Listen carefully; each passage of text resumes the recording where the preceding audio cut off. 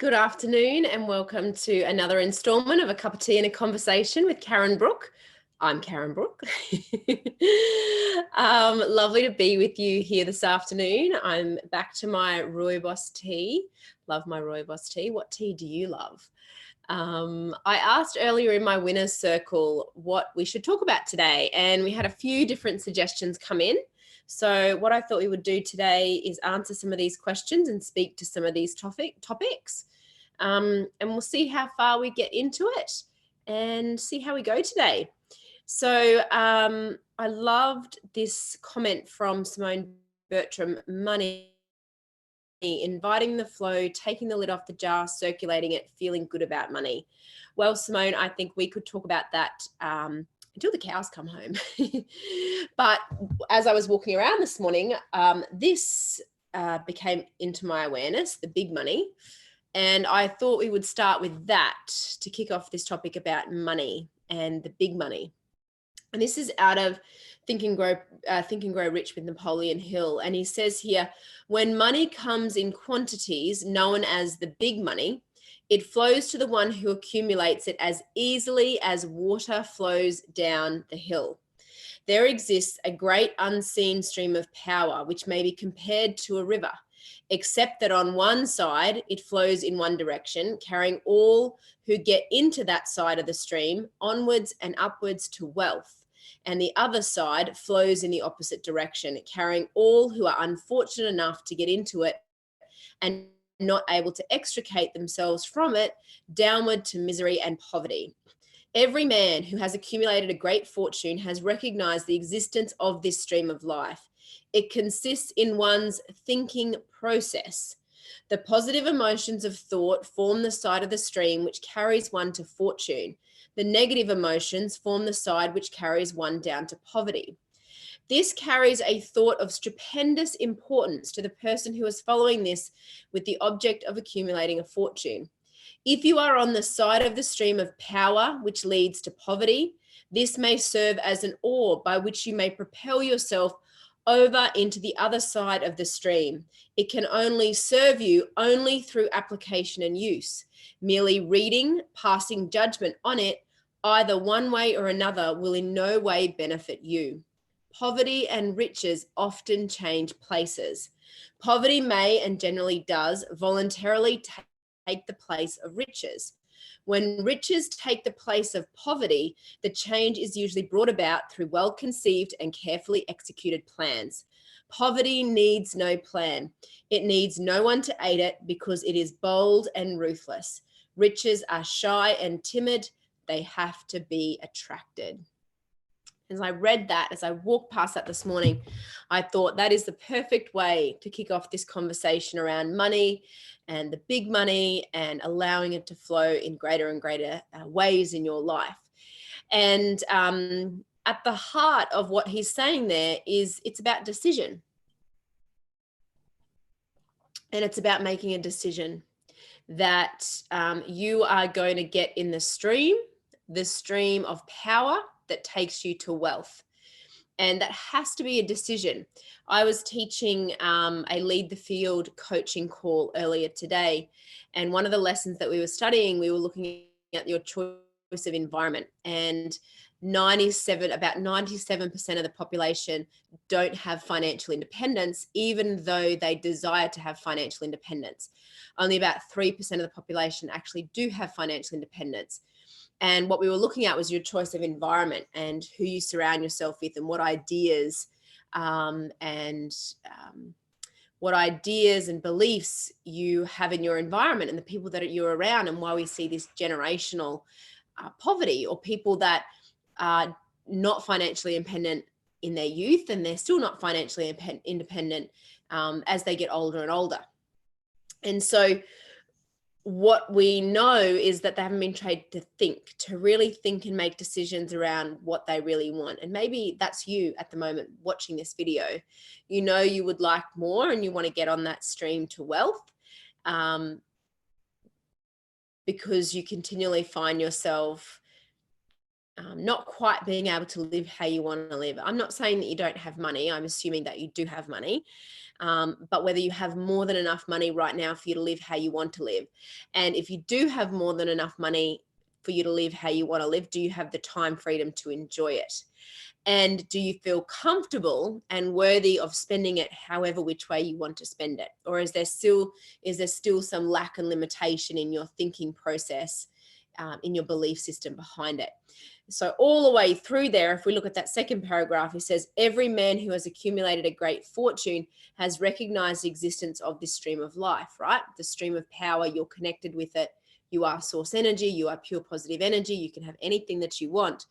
He says it consists of one's thinking process. So are you thinking about debt? Are you thinking about lack of limitation? Are you thinking about not having enough?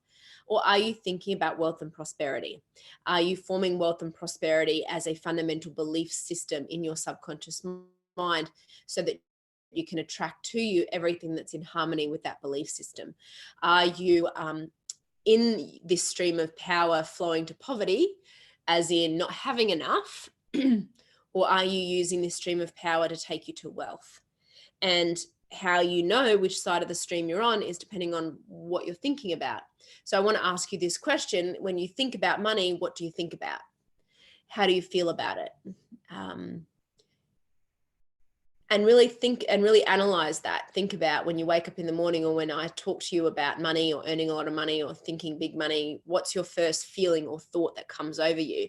And that can tell you very quickly probably where you're at in terms of your belief system in being able to create more, or whether you're creating less of money in your life. The other thing that he says there at the end is poverty and riches often change places. Poverty may and generally does voluntarily take the place of riches. When riches take the place of poverty, the change is usually brought about through well-conceived and carefully executed plans. Poverty needs no plan. It needs no one to aid it because it is bold and ruthless. Riches are shy and timid. They have to be attracted. So you do have to name it and claim it for yourself. You have to understand the truth of your being, that you are source energy and that you are connected with this power and you can have anything that you want. How clear are you about what you want? Have you actually named and claimed wealth and prosperity as your birthright? Because it is your birthright. The normal and natural state of you and your beingness is increase. It is not disintegration. It is not lack of limitation. If you are experiencing lack and limitation in your life, it is of your own making. It is not the normal state of how the universe and the world operates. You should have the things that you want. And so when you start to think about what are some of those thoughts that you have when you think about money or earning the big money or earning the amount of money that you want, what are the first thoughts that come to your mind? And that can give you a fairly solid indication around where your point of support is with regards to your belief system around wealth and the big money, and where the gap is in terms of where you want to be. And you can then start to make some decisions and some investments in your mind to be able to start to change those thinking processes and ultimately change the course of your life.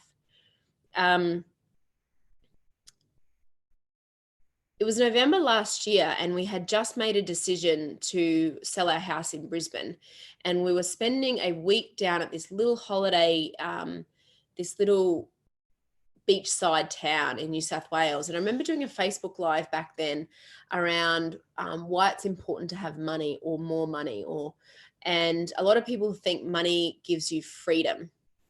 But what money does is it gives you choices, and choices then give you freedom. And I think that's an important distinction. Money in itself doesn't equal freedom. It's that money gives you financial independence to have choice. And it's the choices that you have then that give you that sense of freedom. You have choices as to how much you want to work or not work. You have choices as to where you can live, what you can do, the sort of holidays you can give your children.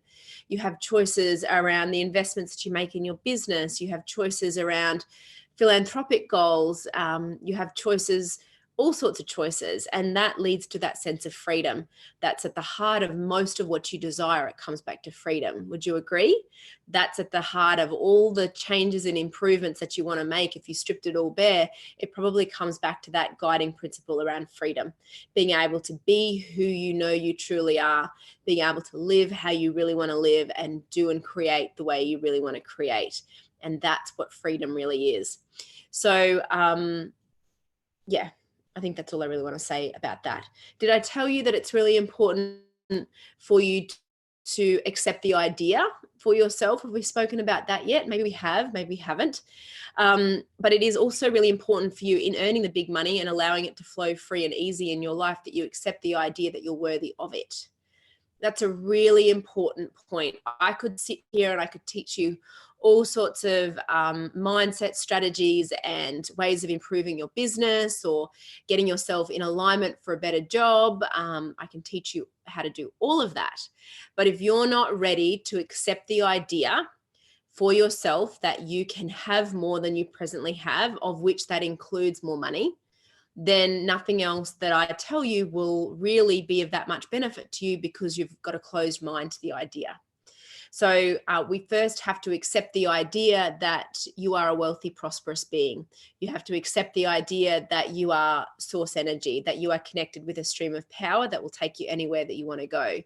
You first have to accept the idea that you are one of the greatest gifts of wealth that you have is your mind, because with your mind you can literally create anything, you can earn anything. I mean, that is your greatest wealth asset, is your mind. And then you have talents and abilities, and you have time. When you really think about wealth like that, it changes the game for you. When you really understand that your mind is your wealth, that's what you're going to create your life through. And if you're not properly using your mind at the moment, you may very well find yourself no better off tomorrow, next week, next month, next year, 30, 40, 50 years from today, if you don't learn how to use your mind, the greatest wealth asset that you have.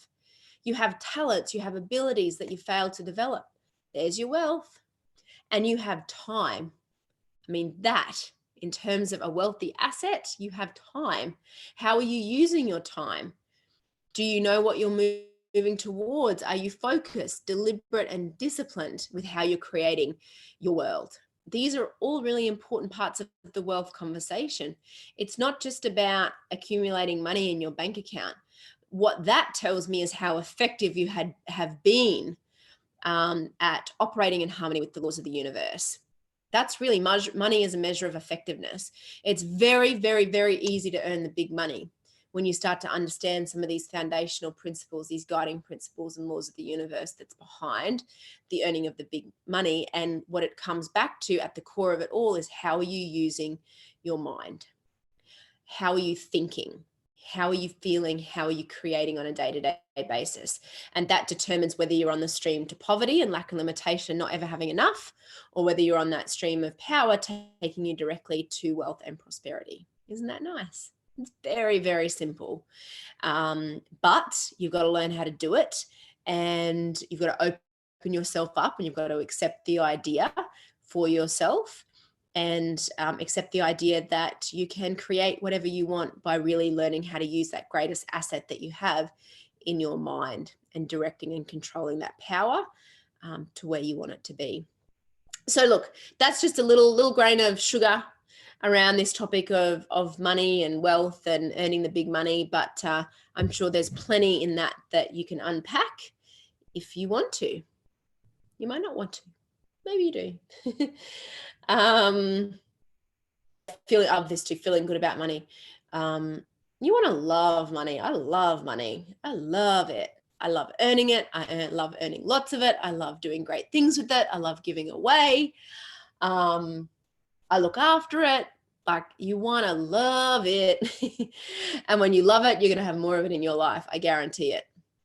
So you can start to really think about your relationship with money, how you feel about it, and change your relationship with money.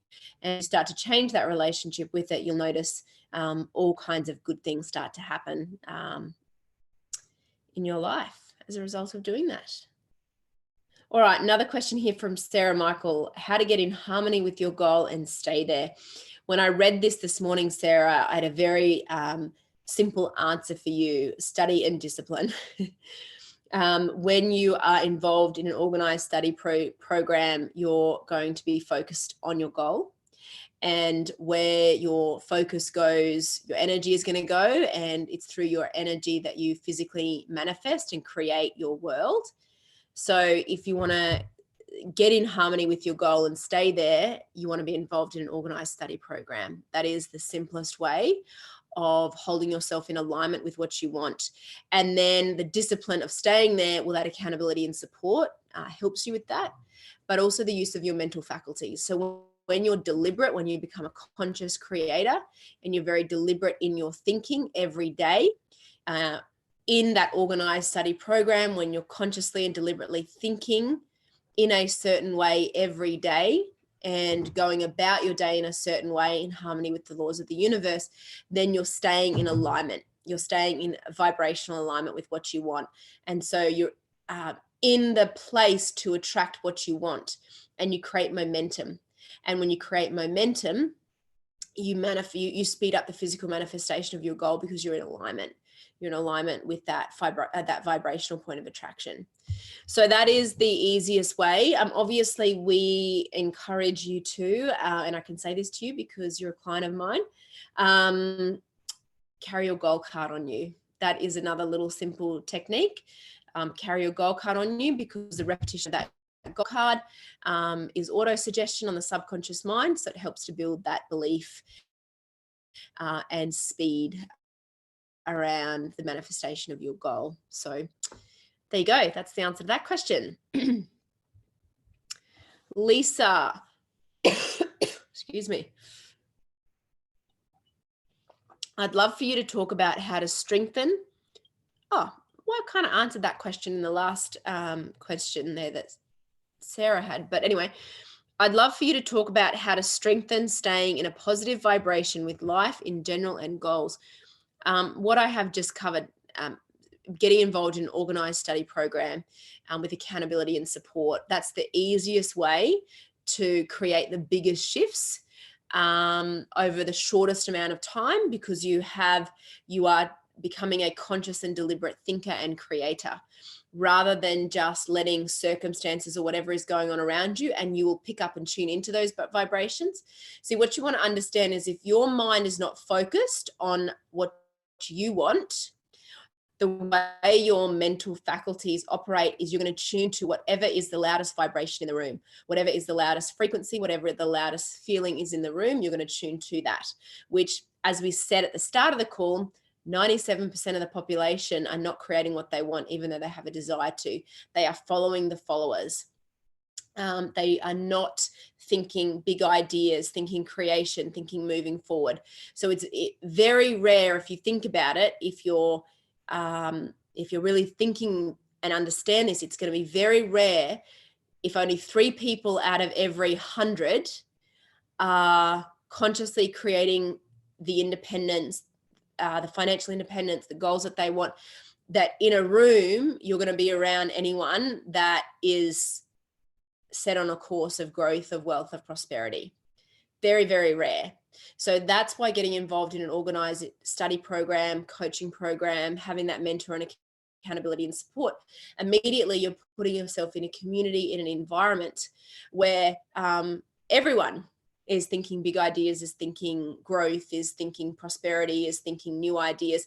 So your vibration can automatically be tuned more often than not to what you want. And you can make it a habit to tune to that vibration because you're practicing tuning to that vibration. And then when you're in a room, you've so developed your mental faculties to stay in control of the focused thought that you can tune your vibration to where you want it to be, rather than being a martyr for whatever is the loudest vibration in the room and tuning to that, which is not what you want. It's not in harmony with your goal. So the more you work at this, Lisa, and I can say this to you as well because you're a client of mine, the more you study you and the more you continue to go through the coaching that you're doing with me, you're learning how to become a very deliberate, conscious creator. You're learning how to focus. And the mind that can focus on one thing can focus on anything. And what you're actually doing when you focus, you are focusing your vibration. You're focusing your energy. And what you're learning is the discipline of being able to do that for long enough to create momentum so that you can attract to you, by the law of attraction and the law of vibration, everything that's in harmony with what you're focusing on. And that's how then you physically manifest the goal. So the physical manifestation of your goal is the last and lowest level that anything will physically anything manifests on. You're a spiritual being gifted with an intellect living in a physical body. And so if you want to stay in control, you've got to keep studying. You've got to keep getting better at doing this. And you got to continue to develop your mental faculties so that you can focus on the thing that you want, not be pulled into the loudest voice in the room, the loudest feeling in the room, the loudest vibration in the room. Because if you're not focused on what you want, what did we say? I mean, it's kind of comes back to this. Riches are shy and timid. They have to be attracted. Poverty needs no plan. It'll take up residence anywhere. A bad, crappy vibration, it's just looking for a mind that's open. And that's the truth of it. It really,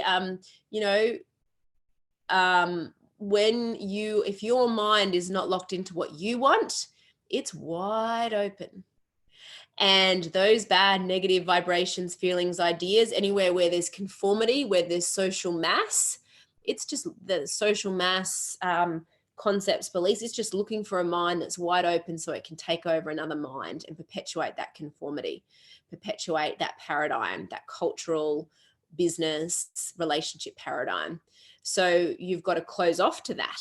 You have to close off, and you have to be courageous in learning how to do this, and be disciplined in learning how to do this, so that you have a tightly held mind around what you want. And when you do that, you hold yourself in a vibrational point of attraction to attract to you what you want. And the better you get at doing that, Lisa, the faster you are going to see a shift in your results. And you're doing a great job. You're doing a great job. So just keep going. Keep going. All right. Is anyone else watching this today and you've got a question? Let me just check. Around this topic of money and wealth here. And a great job. So just keep going. Keep going. Just going to switch this off.